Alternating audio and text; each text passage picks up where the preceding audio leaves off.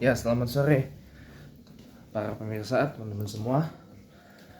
Ya, kali ini saya bakal react ke satu hal yang sebenarnya saya tuh jarang banget react atau memberikan reaksi ya. Yaitu masalah kelakuan kelakuan gila para bule, para warga negara asing di Bali ya. Banyak itu diungkap oleh senior saya, Mbok Niluh Jelantik ya, tentang masalah bule-bule gila, bule-bule yang rada kelakuannya ya aneh lah di Bali ya. Jadi seakan-akan kayak Bali itu adalah wilayahnya mereka gitu loh. Karena ya mohon maaf ya, saya nggak menyalahkan masalah sikap yang ramah atau terlalu ramah whatsoever gitu, enggak. Karena kalau mengkambing hitamkan keramah tamahan tuh rasanya kayak buat saya tuh nonsense gitu. Tapi nonsense buat saya. Tapi kalau standar ganda keramah tamahan ya giliran kepada bule, wah, kepada foreigner, wah, ramahnya setinggi langit gitu loh. Tapi giliran kepada fellow Indonesians, rasanya tuh kayak ya gitulah. Nah, jujur saya baru kali ini terpaksa memberikan reaksi ya kepada satu hal yang saya sebenarnya jarang banget react ya. Tapi akan nanti saya ulas nanti malam habis isya, biasa nanti di Chatterbox ya kalau sempat ya. Jadi ada viral ya replikasi dari game Grand Theft Auto atau GTA, dimana si bule ini sama dengan saya, sayangnya warga negaranya British ya. Ya, cuma beda usia aja, dia 50 saya 30. namanya Denny Hamilton ya. Dia apa ya, kalau ini sih asli udah parah banget ya.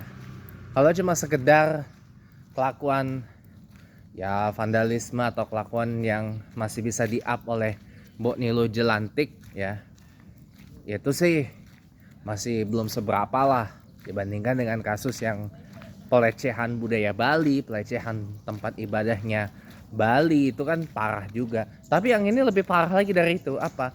Pencurian truk, nyolong truk ya, nyolong truk muatannya patung, gabah ya. Kerugiannya yang dialami oleh si sopir truk itu, taksirannya berdasar info terakhir yang saya dapat itu 150 juta rupiah. Patung loh, patung hancur, truknya hancur, bagian depannya terutama. Dan yang lebih parah lagi teman-teman ya, yang tadi saya bilang di depan adalah replikasi dari game Grand Theft Auto punyanya Rockstar itu. Jadi si pelaku ini, si Denny ini ya, dia tuh nyolong truk, nyuri truk ya, dari sopir aslinya namanya Pak Rohmat Ardiansyah kalau nggak salah namanya itu ya. Nah, posisinya Pak Rohmat ini lagi istirahat, ya kan, lagi istirahat dan dia menyadari gitu loh, kok ini mesinnya nyala, maju mundur. Nah, setelah itu mulailah aksi GTA itu terjadi, di mana si Denny ini mukulin si Rohmat sampai yang bersangkutan ini jatuh ya dari truknya, jatuh keluar loh, kayak kayak bagaimana kalau kita dulu main game GTA San Andreas dulu ya, si CJ atau CJ Carl Johnson ini nyolong nyolong mobil orang, ya kan? Orang ya, yang punya mobilnya dipukulin dulu, bruk gitu, ya kan? Bruk, tarik keluar, buduk, dia langsung ngambil. Atau kalau mobilnya ceper, low rider gitu ya, ditendang dulu ini apa si pemiliknya, buk gitu. Nih tendang ini nih, duk, maaf nih gini nih, truk gitu. Nyampe ya? Kamera gitu kan, nih tendang gitu, apa ya gitu lah.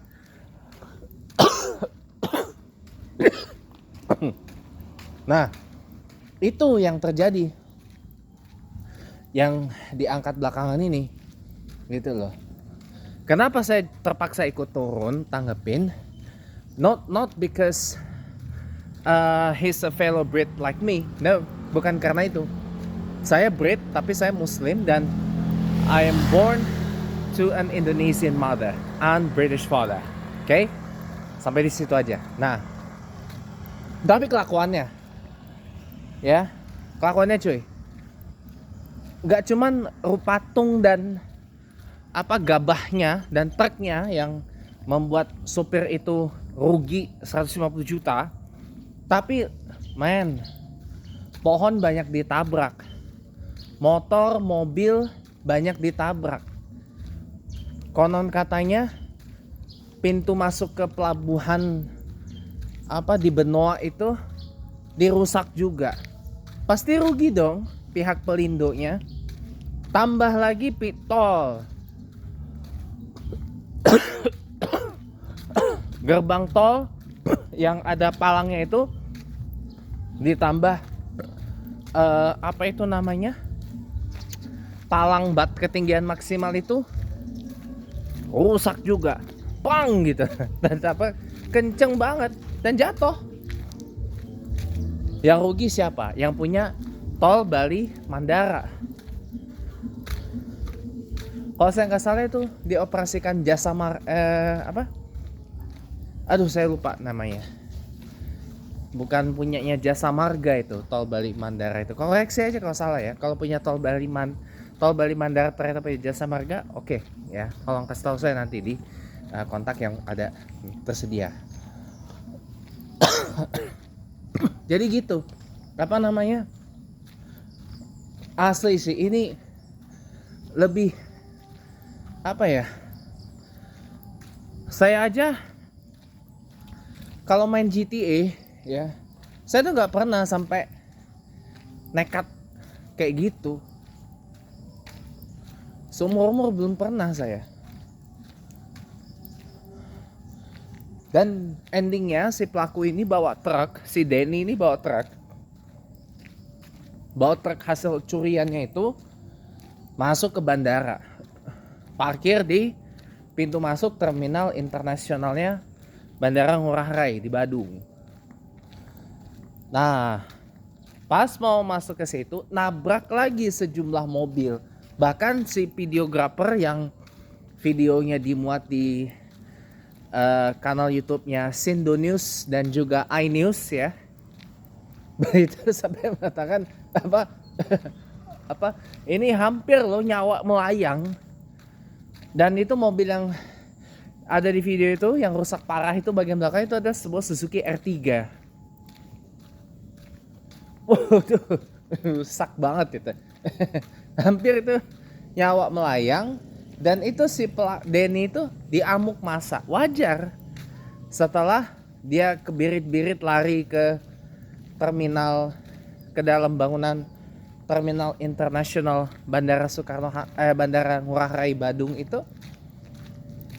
Ya, Bandara Internasional Ngurah Rai Badung itu maksud saya itu ya. Ya langsung dicegat oleh AFSEC-nya, petugas keamanan bandaranya. Saya salut itu. Walaupun ya sampai juga lah ya mencicipi ya hidangan yang diberikan orang Bali kepada si Denny itu, ya maksudnya diamuk massa gitu. Ya di amuk masa itu. Beruntung itu mukanya nggak sampai beruntung itu mukanya nggak sampai bonyok. Kalau sampai bonyok itu ya alhamdulillah gitu loh. Karena orang kayak gitu layak untuk di amuk masa, layak untuk dibikin bonyok gitu loh. Layak banget untuk kalau bisa dihancurin dah sekalian. Karena mohon maaf ya, kalau di total kerugiannya itu bukan hanya sekedar 150 juta. 150 juta tuh untuk truk dan muatannya, termasuk patung yang hancur itu. Dan saya yakin patungnya tuh pasti cantik ya, pasti bagus. Ya semoga yang membuat patung yang dirusak sama si Denny itu ya setelah ini dapat orderan patung yang lebih banyak lagi, dapat cuan lagi, dapat untung lagi, dan patung-patungnya bisa lebih oke lagi lah ke depannya ya. Ya meskipun saya juga kebetulan bukan penggemar patung ya, dan saya juga orangnya ya tidak terlalu menyukai dekorasi rumah dengan patung ya, karena masalah ya masalah yang sangat sensitif lah, saya nggak bisa sebutkan. Dan itu ya mudah-mudahan lah nanti kedepannya dapat orderan patung yang lebih laris lagi ke depannya untuk si pembuat patung ya. Karena saya yakin yang buat patung dan patungnya itu pasti artistik banget. Nah, sambung lagi kita. Sampai mana tadi? Ya, pokoknya itulah. Nah, motifnya belum tahu ini kenapa si Denny ini bisa berbuat senekat itu. Dan kerugiannya pun pasti lebih dari 150 juta. Gerbang tol 2 rusak. Itu kerugiannya yang punya tol berapa? Pintu masuk ke pelabuhan di Tanjung Pelabuhan di Benoa itu berapa kerugiannya?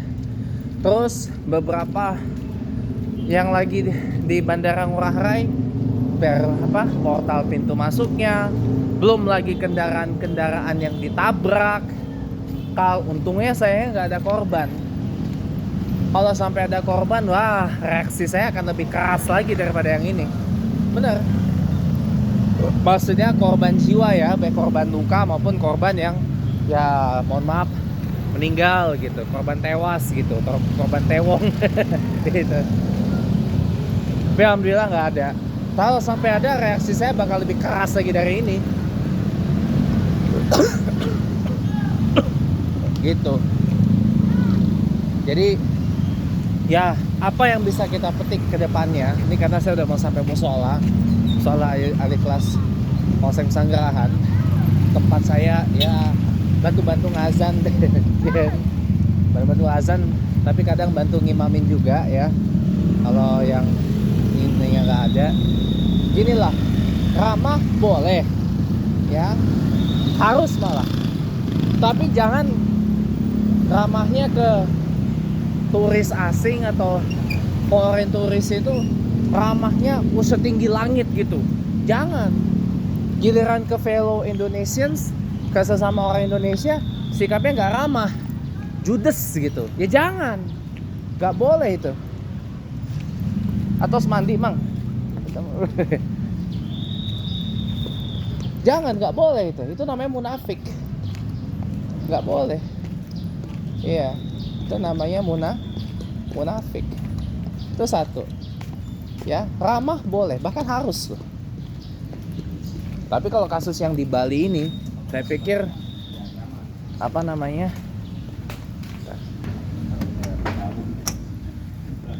tapi buat saya pribadi ya, ini terakhir ya, buat saya pribadi, apa yang bisa kita petik dari